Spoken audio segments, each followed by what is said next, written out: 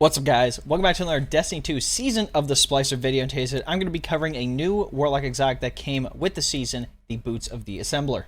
First up, let's go over what its perk does. Blessing of Order. Standing in a healing rift creates noble seekers that seek out allies that are not in a rift and heal them. Standing in an empowering rift creates noble seekers that grant both you and your ally a damage bonus. Each time a noble seeker finds one of your allies, the duration of your rift is briefly extended while you're standing in it.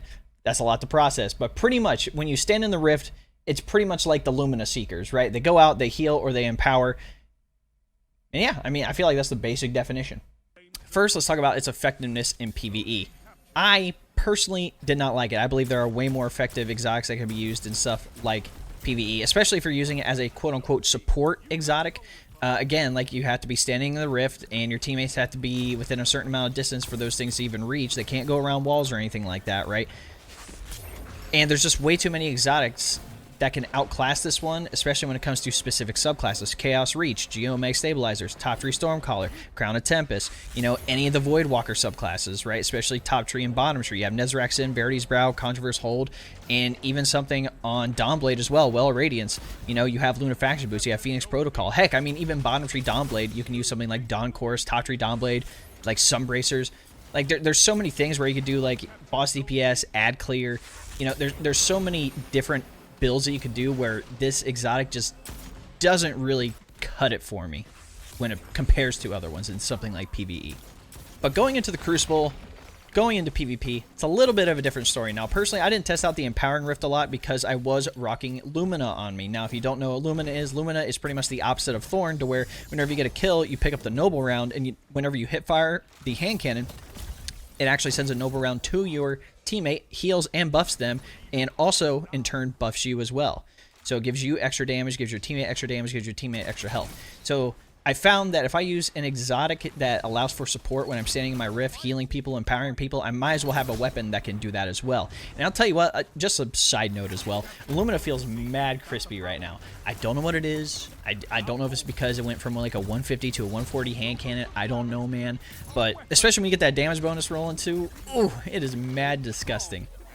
There was like a glitch where you could actually use like the Noble Seekers on Lumina to be able to get the Noble Rounds, and they ended up patching that. So I did this after the fact because I wasn't trying to cheese it or anything like that, and it was still super effective, and I was able to actually help my team a lot. I made sure that my recovery was fairly high so I could get my rifts more often, so I could actually pop those, and especially something like Control, like I'm popping my rift, you know, allowing myself to heal the teammates, getting a kill, collecting my Noble Rounds. Oh, plus Masterwork on Lumina, so I get 2 Noble Rounds, fire those off, get the Blessing of the Sky buff. Like, it's basically just like a healing and empowering fest, and I didn't really have to use something like Well Radiance either. I could go around with different subclasses. Granted, Well Radiance, you know, is like the best support, but in something like PvP, yeah, not really. Do I think this stacks up with something like Transversus Steps or a Fitting Aspect? Unfortunately, no, just because the effectiveness of those two are just so good and so passive. That's great, and this one's all reliant on your rift and you having to focus on, you know, putting all of your, I shouldn't say all of it, but most of your mods and most of your stats into recovery, because your the amount of recovery you have is based on bases how fast you can get your rift back, if that makes sense. That's the best way I can describe it. But it did feel really great. Very good support exotic. I think Bungie did a fairly good job with this one, especially in something like PvP.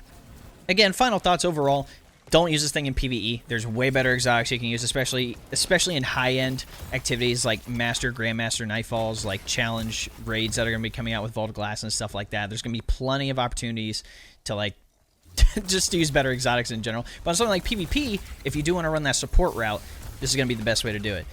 Personally, I think I used Stasis because I was trying to get my grenade back and my rift back faster with the certain fragments and stuff like that, and I was testing out the new fragments and the new aspect on the Warlock, so I wanted to test all that stuff out, which it ended up working out pretty well. I'm going to be dropping probably some videos on those as well, so that is not a problem. But again, you could use Well Radiance, you know, something like being able to heal your teammates with the grenade as well, using an Empowering Rift. Again, there's multiple options here to be able to use this thing. There's a good amount of support diversity that you could use with this. You don't necessarily have to use Lumina. I personally wanted to use Lumina. I haven't used it in a while, and it felt really crispy.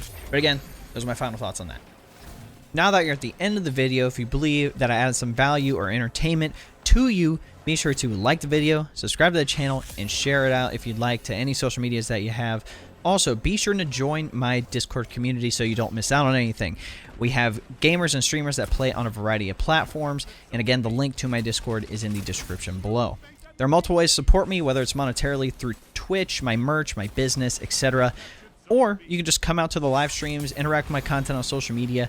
For my gaming content, I'm on YouTube, Twitch, Twitter, TikTok, Instagram, and Facebook. And for my personal content, I'm on TikTok, Twitter, Instagram. Plus, I have my own podcast that's available on Apple, Spotify, Anchor, Google Podcasts, pretty much everywhere that you listen to podcasts, where I cover mindset and success principles and have some guests on occasionally. The links for literally everything are in the description below. And lastly, if you're looking for a clan to join, we have some spots left in my clan, the D1 Fire Team.